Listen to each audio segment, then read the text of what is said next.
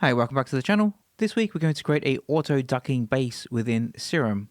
So I have this track up on screen now. Let's find a section we can loop, random place. Let's go with here.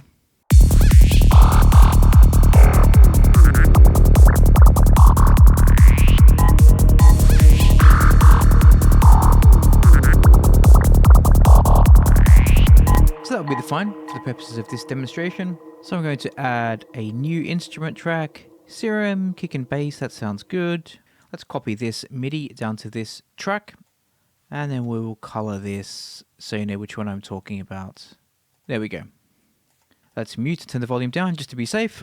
So now when we play this back, we have a horrible saw no doubt. Let's go up and change our waveform. Let's go basic shapes and saw. Now keep in mind in this video I'm not trying to make the most amazing bass line. That isn't the scope of this video. The point of this video is merely to show you the auto ducking technique. So to that end I'm not going to do any post-processing or any fancy wavetables or anything like that. So basic shapes, saw is fine for this purpose. Let's add a filter to that. MG low 18 we'll start with. Put this on envelope 2.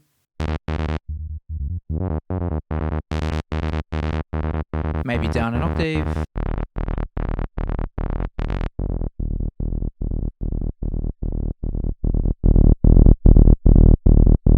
And you recognize that as a sidetrans bass, I am sure. Now, the first step is we need to go to the menu, copy A to B, like so.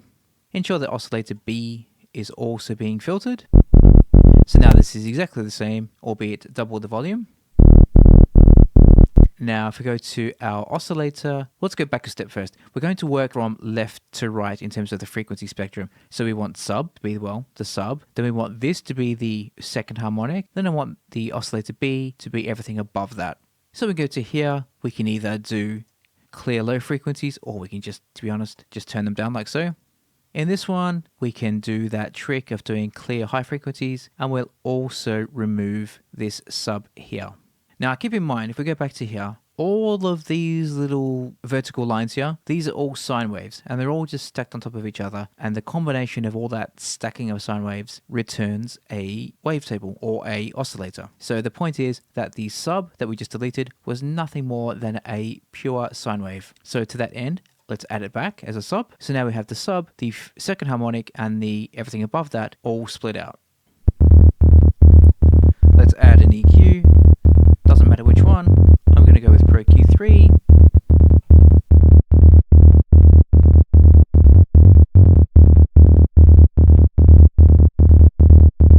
You can see here that we have oscillator A and the sub way too loud. And the reason for that sub being too loud is because I made a mistake. We need to turn down the octave to be 1. And now we can see it here. So essentially it was doubling up on this oscillator here. There we go. What we're trying to do basically is bring it down in line with harmonic 1, or harmonic 2, sorry. Now you'll notice if I go back into my MIDI here, on the original bass that I had the first bass note set down to velocity 1, and then we go up to velocity 100, and then velocity 100 here as well. And the reason for that was because when the bass plays on this note, every quarter note essentially, it overlaps into the first bass note, or to the second quarter note. And think to what a kick does. A kick is a very fast pitched sine wave. So it starts at the high frequencies to get the attack, then it pitches all the way down to the fundamental or whatever frequency you set it at. And if the note is longer than a 16th, then it overlaps into your first bass note. And then when your first bass note plays, then you get an overlap of frequencies. And that's why you need to do things like phase alignment to ensure that you don't get a sudden spike in volume on this first bass note. Another trick to mitigate that is to turn down the level of this first bass note. And that's what I've done here when I've set the velocity all the way down to 1 or 2 or whatever it is. But that only applies if I have a velocity mapped. So let's put this on. I want to put this on level. Let's turn this up to 75. Let's do the same for this one. We're going to get rid of that in a moment, but I'll just show you. And let's also do it to sub. Let's make a note of this one. It's currently on 21%. So let's turn this down to 21. And we'll play this back. And I'm not sure if you can hear that, but so let's add an oscillos in. Let's focus just on Serum. And you can see there are only 2 bass notes playing. That's because we have our velocity set all the way down. However, if we turn this up, let's turn a few of them up. Well, you can hear it straight away.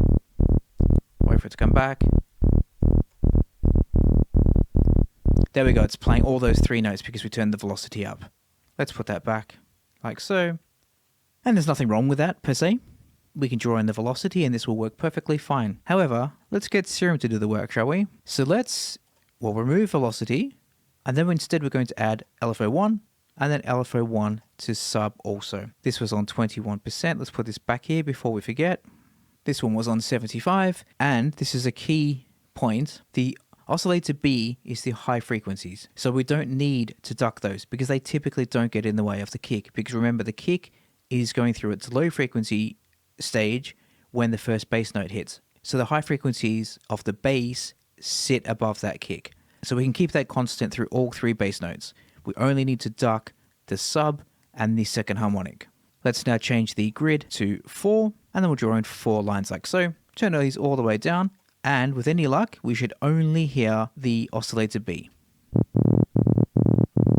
And we can test that, or we can prove that by opening up ProQ, and we shouldn't see the sub or the first harmonic. Indeed, you can see that these are, well, there's nothing happening there, apart from the trail off of the, the third harmonic now. However, if we turn these up, you can see they start to come back up. But it's only now coming up on the first bass note. Let's do it on the second one. And this is staying more constant now because we're playing it more often, or 50% of the time. And let's turn it up again. And now it's completely constant because it's playing all the time on every single bass note. But you probably guessed where we're going. If we want to duck it out of the way of the kick, which is the first bass note, let's turn it down, and you can see it bouncing around now. And if we open up oscillos, or any scope for that matter, you can see that the first bass is, well, it's lower in amplitude. Mainly that's a result of frequencies. You can see that it's only playing the higher frequencies and no bass during this time, which is exactly what we want. Let's turn down random. We shouldn't have had that on in the first place. Turn it down. So we're getting there. Now we can adjust this level if we want, just like so, but it's not a very clean method. So instead, let's go right click, modulate Y, LFO bus 1, and then we'll choose macro 1, and then we'll do the same. Very important, choose the same LFO bus.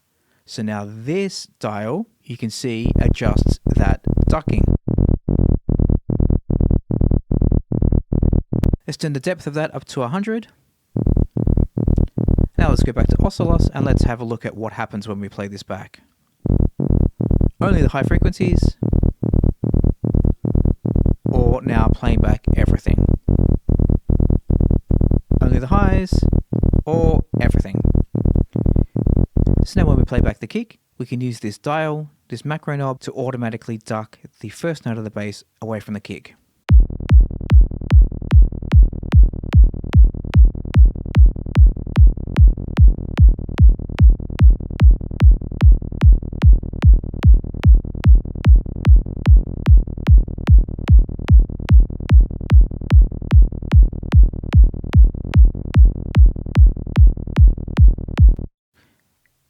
Let's get our levels right now. So we have -10 on the kick, and we have the bass all the way down. So let's adjust that. This isn't set in stone, but I like to work with -10 and -12.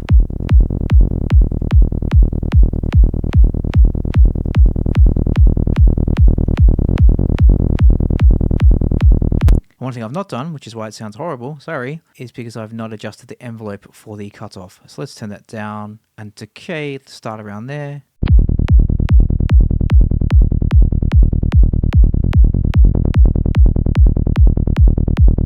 There we go. Currently at -13, let's give it a bit more. 12.2, that will do for now. Now let's go across to our mixer. Let's have a look at the kick and bass group. Currently we're peaking at, it looks like, -6.7. a bit small, but take my word for it, it's minus 6.7. And that is with no ducking. So remember that, minus 6.7, no ducking. Now, if we play with this ducking, let's see what happens. We're suddenly down to minus 7.9, so we've gained 1.2 dB. And the reason for that, like I said, is because we have the kick, which is ending around here, but then we also have a bass which is trying to overlap it, and that is causing the increase in amplitude just in this section here. But if we duck it out of the way, then that frees up the room. So the way you would adjust this is you would turn it all the way up, so there's no ducking happening at all, and then you would turn it down basically to where you don't like the effect, to where it's kind of too gallopy for your liking. So I think there sounds about right. And even by doing that, we've gained half a dB basically. Very, very quickly and very, very easily. Now the next thing we're going to do, let's go to LFO4. Doesn't really matter, but let's choose LFO4. And then we'll choose, put this one up, draw another little node in like so, put it down. In fact, we'll put this one down and move this one up.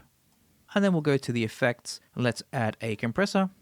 Doesn't need to be a compressor, just one of the modules which has a level output. Let's assign LFO4 to the level. Let's turn it down, ensure that is unipolar. Put it back to unity, which was 50. So now, at the end of each quarter cycle, or to restate that just before every kick, the amplitude of Serum is going to drop down to 0. Which you can hear now. And the reason for that is because we want to ensure that the tail of the last bass note does not overlap into the start of the kick when it follows. So let's put it up to something that actually sounds usable, like so. And then what we're going to do, just to demonstrate the point a bit more, let's extend the release really quite a bit. Let's open up Oscillos again, and now watch for the bass. It will extend into the kick, like I said. See there, that's probably the best example there and there. Now this is happening despite the fact we cut it off at the end. And that's because it's going down to 0, but then straight away it's coming back at the start of the cycle. So it's kind of really undoing what we've just done. So let's put this down. And then this note here doesn't really matter because we don't have a bass playing at this time. The first bass note starts here. So as long as you don't have a sudden spike coming up to there, then it doesn't really matter where this little start is, what this angle is. It could be anywhere in the middle, like so. Let's keep it there.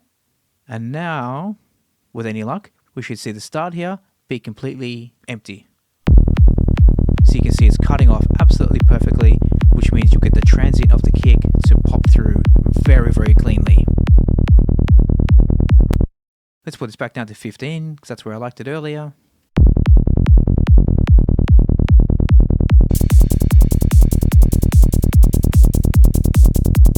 So there we go. That's how to do automatic ducking of the bass within Serum. So I hope that helped, and I'll see you next time. Bye bye.